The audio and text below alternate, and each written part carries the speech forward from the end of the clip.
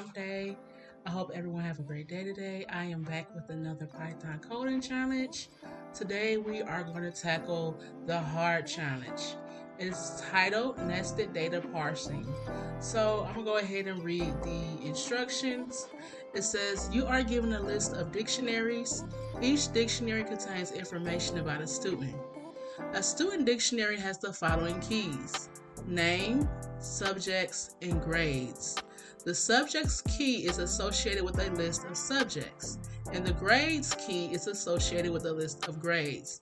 Both lists are of the same length. Your task is to use functional programming constructs to filter the students who have average grade above a certain threshold. Then we are to extract the name of the student in their highest grade. We're going to sort the resulting list by the highest grade in descending order. And it says define a function top students that take in the parameters student underscore list and grade underscore threshold that accomplishes the above task using Python's filter, map, and sorted functions. You may also need to use built-in functions like sum and length, and they do give us some data we can use to test our function. Of course, the last one was really confusing, and it kind of dealt with the same thing. We were using filter and map. So I'm gonna go ahead and walk you guys through my code because I was a little confused again because this is my second time using those functions. So of course, let's start by, we declare the function here and we give it the correct parameters, which is student list and then grade threshold. So from there, one thing I wanted to do was I referenced the last code since we used it before. What you see here was the medium one. So I sort of just pulled this over and used it, if I can pull over, and use it as an example and see, kind of review what I did over here. So, of course, for some reason, I kind of struggle with the filter one. I don't know why. I guess because it's the first one I have to do. And after I understand that one, or after I have that one down, it's so much easier to go ahead and use map. So, I started trying to figure it out, just using the reference from the medium challenge, and for some reason it just wasn't clicking. So what I decided to do, since I know filter is just another iteration like a for loop, I decided to test list comprehension and grab the data that way, since I'm more familiar with list comprehension, and then from there I transferred it into my lambda function. So here, if you wanted to just return a list without using the filter, it would simply be going through each student dictionary, which is here. So you're going through each dictionary and you're grabbing the grade list here.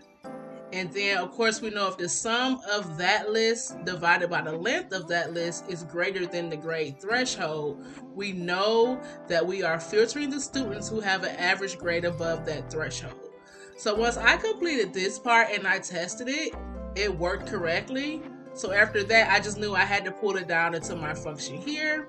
As you can see, my lambda function takes that student, and the same as in my list comprehension, I'm getting the sum of the student grade, and I'm dividing it by the length, which is 2, and I will get the result and see if it's greater than the grade threshold that is passed in the argument.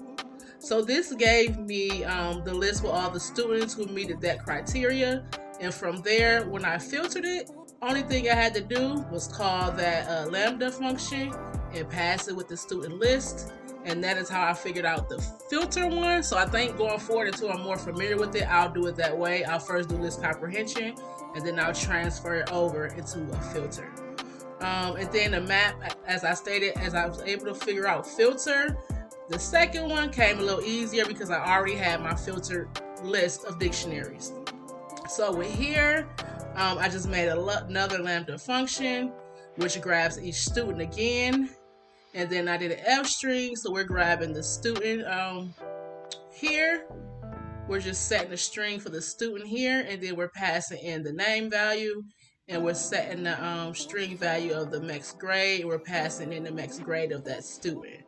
So this allows us to extract the name of the student and the highest grade. As you see here, we're going into each dictionary and we're grabbing the name, and then here we're going to each dictionary and we're grabbing the grades. And then from there with my map, all I had to do was again call the above function that's going to grab the name and the grades. But instead of passing it the original list, we're going to pass it the filter list, which is grades, which we created here. And then sort is pretty simple. To sort it, I just went ahead and returned it, and it's just going to return the mapped list that was already filtered. And then since it's a descending, we just want reverse equal to true. And you see my results here. As you see, we have the students here. We have the student, and then we have the name, and then we have the grades here.